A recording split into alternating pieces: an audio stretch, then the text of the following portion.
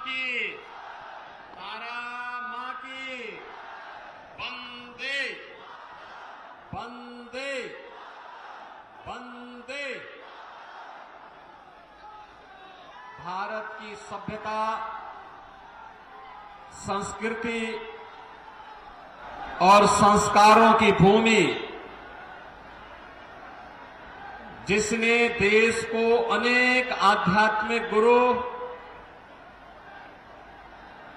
महान वैज्ञानिक, तत्वचिंतक दिए, ऐसी पावन धरा, बंगाल की ऐसी पावन धरा को कोटि कोटि नमन करते हुए मां फुल्लौरी देवी और माता तारा की कृपा भूमि को नमन करते हुए आप सभी बहनों और भाइयों का मैं आज की इस चुनावी सभा में हृदय से अभिनंदन करता हूं, स्वागत करता हूं। मंच पर उपस्थित भारतीय जनता पार्टी के महामंत्री श्री जगन्नाथ चट्टोपाध्याय जी, वीरभूमि लोकसभा क्षेत्र से भारतीय जनता पार्टी के प्रत्याशी श्री देवतनु भट्टाचार्य जी, विधायक दुबराजपुर से अनूप साहा जी, राज्योपाध्यक्ष श्री श्यामपद मंडल जी, पूर्व जिलाध्यक्ष निर्मल चंद मंडल जी, पूर्व जिलाध्यक्ष श्री रामकृष्ण राय जी, लोकसभा के इंचार्ज श्री सुजीत दास जी, कन्वीनर उत्तम कुमार अजग जी, हमारे जिले के सभी पदाधिकारीगण और भारी संख्या में उपस्थित वीरभूमि से जुड़े हुए मेरे सभी उपस्थित बहन और भाइयों, भारत की इस पावन धरा को, जिस भूमि ने देश के अनेक आध्यात्मिक गुरुओं को जन्म दिया है, तत्वचिंतक और वैज्ञानिकों को जन्म दिया है, महान साहित्यकारों और क्रांतिकारियों की जन्मभूमि को कोटि कोटि नमन करते हुए आप सभी का मैं हृदय से अभिनंदन करता हूं, स्वागत करता हूं। बहनों और भाइयों, आज जब हम बंगाल में आते हैं तो मुझे देख करके अफसोस होता है।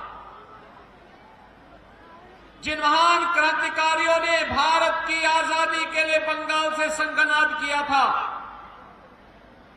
उनकी आत्मा दुखित होती होगी कि जिस सोनार बांग्ला की कल्पना की थी, कांग्रेस, कम्युनिस्ट और तृणमूल कांग्रेस ने उस बंगाल को कैसे लहूलुहान कर दिया है।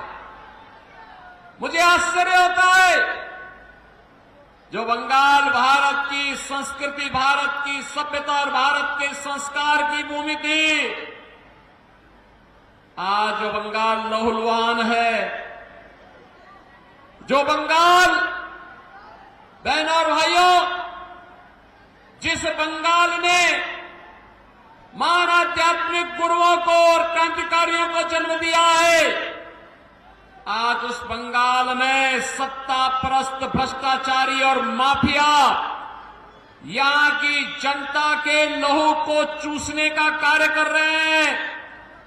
जिस बंगाल ने संस्कारों के माध्यम से एक नई नवजागरण का संघनाद किया था, दुर्गा पूजा का अनुष्ठान हो या फिर भारत को राष्ट्रगान और राष्ट्रगीत देने वाली भूमि, आज उस भूमि पर रामनवमी के अवसर पर दंगे हो जाएं और दंगा करने वाले सत्ता का संरक्षण प्राप्त कर ले, जिस धरती ने जगत जननी मां भगवती दुर्गा के अनुष्ठान का संदेश दिया हो, उस धरती में संदेश खाली की घटनाएं घटित होकर के अपराधियों को सत्ता के द्वारा, राज्य की सत्ता के द्वारा खुलेआम बेशर्मी के साथ उन्हें प्रश्रय दिया जा रहा हो, यह देख करके मन दुखित होता है। और उन सभी महापुरुषों का, उन धर्मगुरुओं का, उन क्रांतिकारियों का हृदय भी दुखित होता होगा जिन्होंने सोनार बांग्ला की कल्पना की थी। बहनों और भाइयों, आज जब 2024 के इस लोकसभा चुनाव के चौथे चरण के लिए संगनाद करने के लिए मुझे वीरभूमि में आने का अवसर प्राप्त हुआ है, तब मैं पूछना चाहता हूं यहां की तृणमूल कांग्रेस को और इंडी गठबंधन के साथ दिल्ली में सहयोग करने वाले, कांग्रेस के सहयोग करने वाले कम्युनिस्ट और तृणमूल कांग्रेस से मैं पूछना चाहता हूं, भारत के विभाजन का आधार क्या था? और क्या यह सच नहीं कि जिन कारणों से 1947 में भारत का विभाजन हुआ था, वही परिस्थिति आज कांग्रेस, तृणमूल कांग्रेस और कांग्रेस का इंडी गठबंधन फिर से देश के अंदर पैदा करना चाहता है, बंगाल के अंदर पैदा करना चाहता है। ये जनसांख्यिकी असंतुलन, डेमोग्राफी को चेंज करने का जो कुत्सित प्रयास हो रहा है, मुझे देखकर आश्चर्य होता है। वीरभूमि पार्लियामेंट्री कॉन्स्टिट्यूंसी में 3 असेंबली कॉन्स्टिट्यूंसी थी हैं जिसकी डेमोग्राफी पूरी तरह चेंज हो चुकी है, और मात्र 4 ऐसी हैं जो मात्र जहां पर हिंदू बाहुल्य है। बहनों और भाइयों, हम कहां ले जाना चाहते हैं इस बंगाल को? ऐसे ही अनेक असेंबली बंगाल के अंदर ऐसी खड़ी कर दी गई है जो भारत की डेमोग्राफी को चेंज करने के साथ साथ जहां घुसपैठियों को सरेआम शरण देकर के अराजकता पैदा करने की छूट दी जाती हो। और ये साजिश 2024 के कांग्रेस और इंडी गठबंधन के मैनिफेस्टो में भी देखने को मिलता है। बहनों और भाइयों, यहां पर केंद्र की भारतीय जनता पार्टी की सरकार के द्वारा जो भी सहायता भेजी जाती है, वह सहायता यहां की जनता जनार्दन को नहीं मिलता है।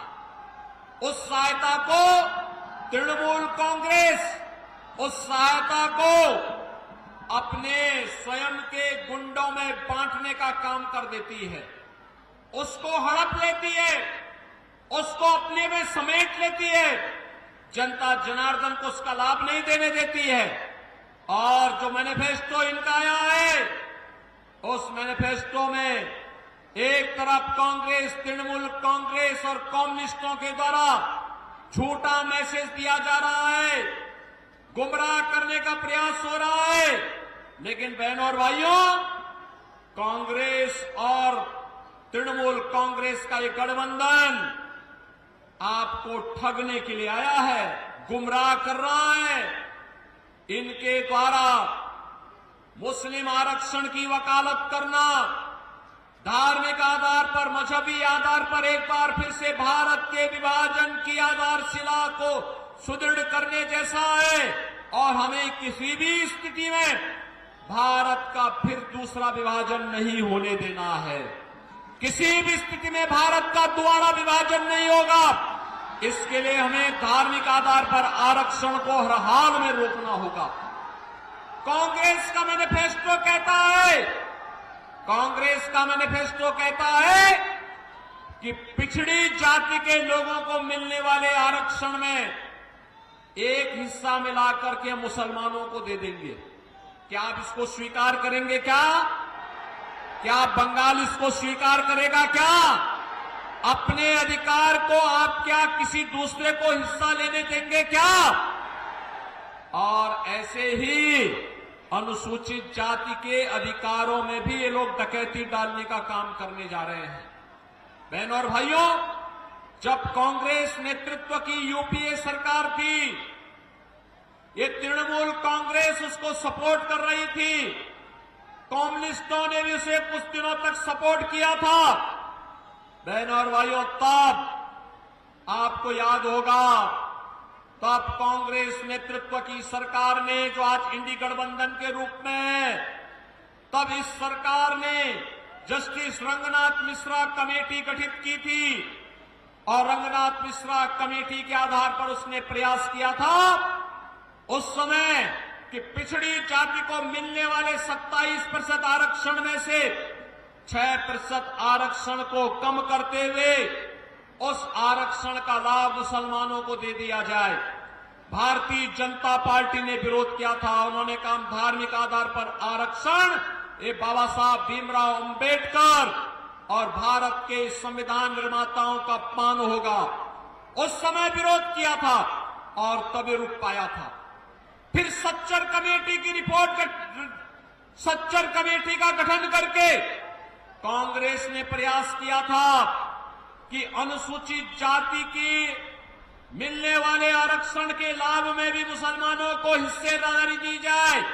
तब भी भारतीय जनता पार्टी ने विरोध किया था और जो लोग अनुसूचित जाति, जनजाति और पिछड़ी जाति के लोगों के अधिकारों पर डकैती डालने का प्रयास कर चुके हैं और आज फिर उनका मैनिफेस्टो इस बात का उल्लेख करता है, वे आज जनता को गुमराह करके ये फिर से सत्ता हासिल कर लेना चाहते हैं। बहनों और भाइयों, मैं आप सबका आह्वान करने के लिए आया हूं। आपने देखा होगा रामनवमी का आयोजन, भगवान राम का जन्म हुआ था उत्तर प्रदेश के अयोध्या में और उत्तर प्रदेश में इस अवसर पर हजारों शोभा यात्राएं निकलती हैं। एक भी जगह दंगा नहीं हुआ। मुझे उत्तर प्रदेश में मुख्यमंत्री के रूप में सेवा करते हुए 7 वर्ष हो गए हैं।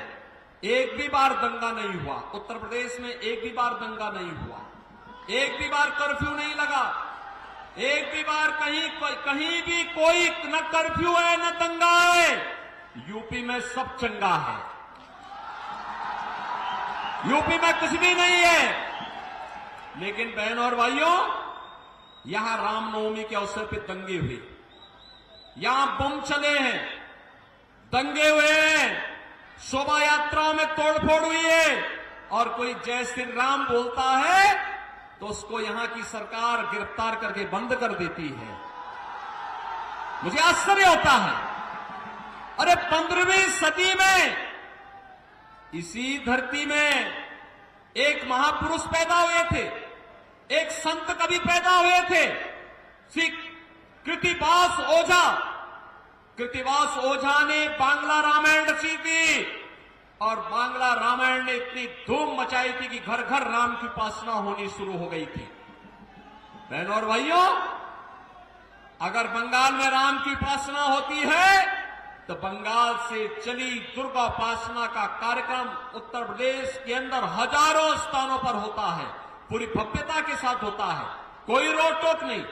बड़े बड़े पंडाल लगते हैं, जैसे पंडाल लगा है ऐसे पंडाल दुर्गा उपासना के भी उत्तर प्रदेश के अंदर लगते हैं। लेकिन कहीं कोई दंगा नहीं हो सकता, कहीं कोई कर्फ्यू नहीं लग सकता। और मालूम है कि अगर जैसे रामनवमी के अवसर पर बंगाल के अंदर दंगा करने का प्रयास हुआ था, दंगा हुआ था, शोभा यात्राओं में तोड़फोड़ हुई थी, बहनों और भाइयों, अगर ये दुस्साहस किसी ने उत्तर प्रदेश में किया होता तो हम उसको उल्टा टांग करके उसकी पूरी संपत्ति को सरकारी कब्जे में ले लिए होते, उसकी पूरी संपत्ति को, और ऐसी कार्रवाई करते उसकी 7 पीढ़ियां भूल जाती दंगा करना। आज आप देखते होंगे उत्तर प्रदेश के अंदर, आज बहनों और भाइयों आप देखते होंगे बड़े बड़े माफिया जो कभी कभी पहले 2017 के पहले, बीजेपी के आने के पहले यूपी के अंदर जो पूरी सत्ता को अपने गिरफ्त में रखते थे, जिनके सामने सारी व्यवस्थाएं फेल थी, आज आप देखते होंगे कैसे उनके गले में तख्ती लटकती है और वो कहते हैं कि साहब एक बार जान बकस दो, बस अब हम ठेली लगा करके परिवार का पेट भर देंगे, अब दंगा नहीं करेंगे। किसी गरीब को नहीं लूटेंगे, किसी बेटी और बहन की इज्जत के साथ खिलवाड़ नहीं करेंगे, किसी व्यापारी से रंगदारी वसूली नहीं करेंगे और ठेके पट्टे में न गौ कसी का काम करेंगे और नहीं उनके द्वारा ये भी कहा जाता है कि गौ कसी भी नहीं करेंगे और कहीं बालू और रेता का भी कहीं जबरन ठेका भी नहीं लेंगे।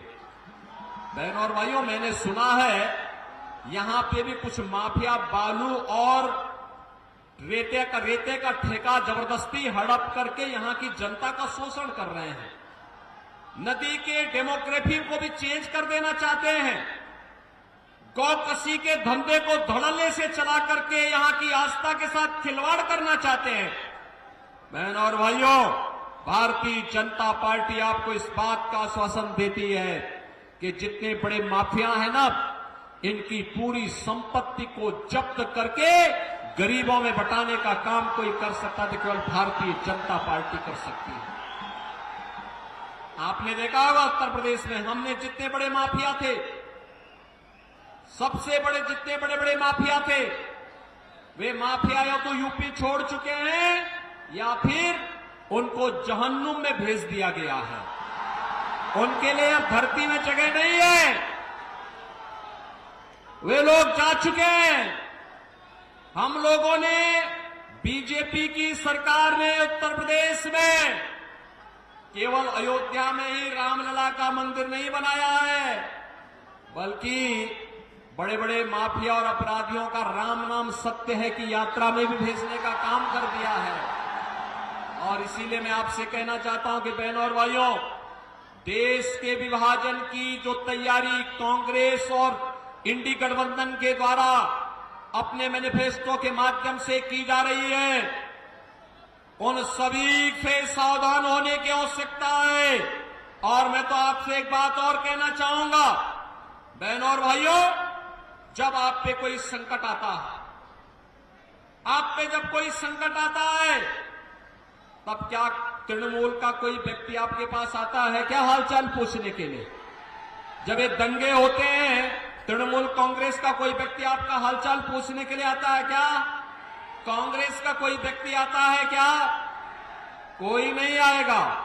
न कांग्रेस आएंगे, न राहुल गांधी आएंगे, न बहन जी आएगी और कोई नहीं आएगी। यहां की दीदी की ममता तो केवल यहां के उन माफियाओं के साथ में है जो बंगाल को रौंद रहे हैं, बंगाल की पहचान के सामने संकट पैदा कर रहे हैं।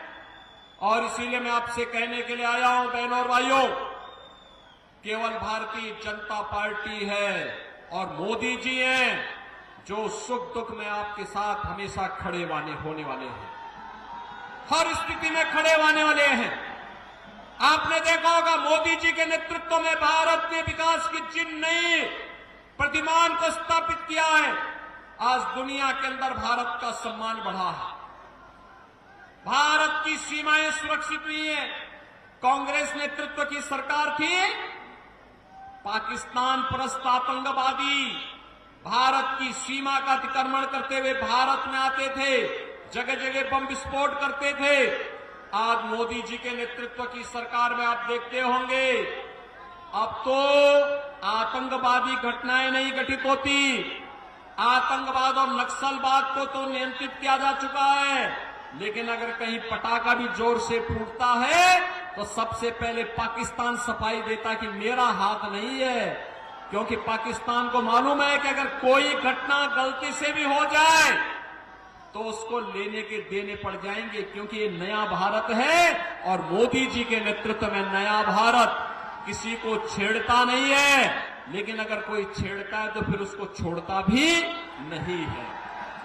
और इसीलिए मैं आपसे कहने के लिए आया हूं, यहां पर इंफ्रास्ट्रक्चर का कार्य मोदी जी के नेतृत्व में IIT, IIM, AIIMS, highway, railway, metro, IIIT, NIT, world class university, हर घर नल की योजना, ये सभी मोदी जी के नेतृत्व में आज तेजी के साथ देश के अंदर इसको लागू किया जा रहा है। और बंगाल में तो तृणमूल कांग्रेस की सरकार मोदी जी की योजनाओं को जबरन रोकने का कार्य करती है, अन्यथा पूरे देश के अंदर 80 करोड़ लोगों को फ्री में राशन देने का काम पिछले 4 वर्ष से मोदी जी की सरकार कर रही है।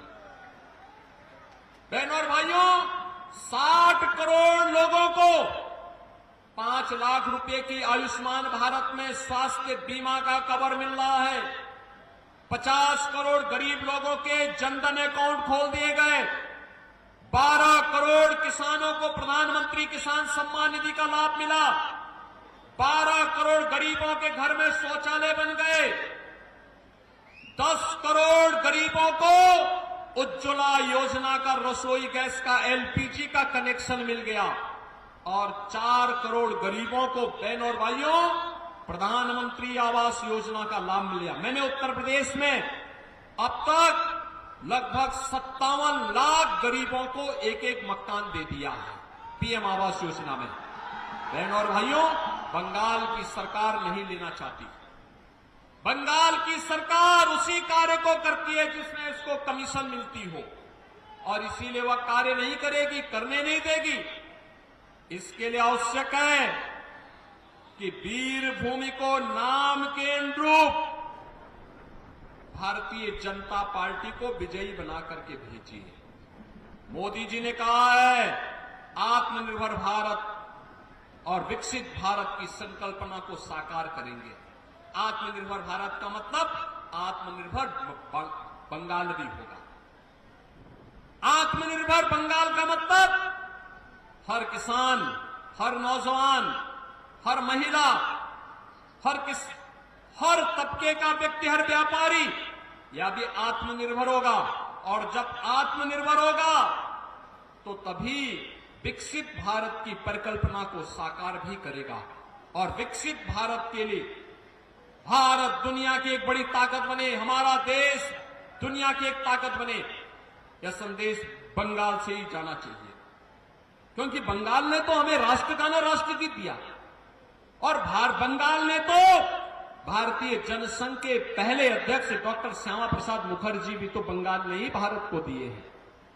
इसलिए मैं आप सबका आह्वान करने के लिए आया हूं कि बहनों और भाइयों, भारतीय जनता पार्टी ने वीरभूमि से देव तनु भट्टाचार्य को अपना प्रत्याशी बनाकर के आपके बीच उतारा है। देव तनु भट्टाचार्य, बहनों और भाइयों, मैं आप सबसे अपील करना चाहूंगा, अगर आप डेमोग्राफी को चेंज करने से रोकना चाहते हैं, अगर आप सुरक्षित बंगाल चाहते हैं, अगर आप सुरक्षित भारत चाहते हैं, समृद्ध बंगाल और समृद्ध भारत चाहते हैं, तो भारतीय जनता पार्टी आवश्यक है। और इसके लिए आप सबका मैं आह्वान करूंगा कि आप सभी लोग भारतीय जनता पार्टी के चुनाव चिन्ह, कमल के चुनाव चिन्ह पर वोट देकर के श्री देव तनु भट्टाचार्य को भारी बहुमत से विजयी बना करके देश की संसद में भेजिए। आप सहमत हैं? देव तनु भट्टाचार्य को विजयी बना के भेजेंगे? सभी लोग सहमत हैं? सभी लोग सहमत हैं?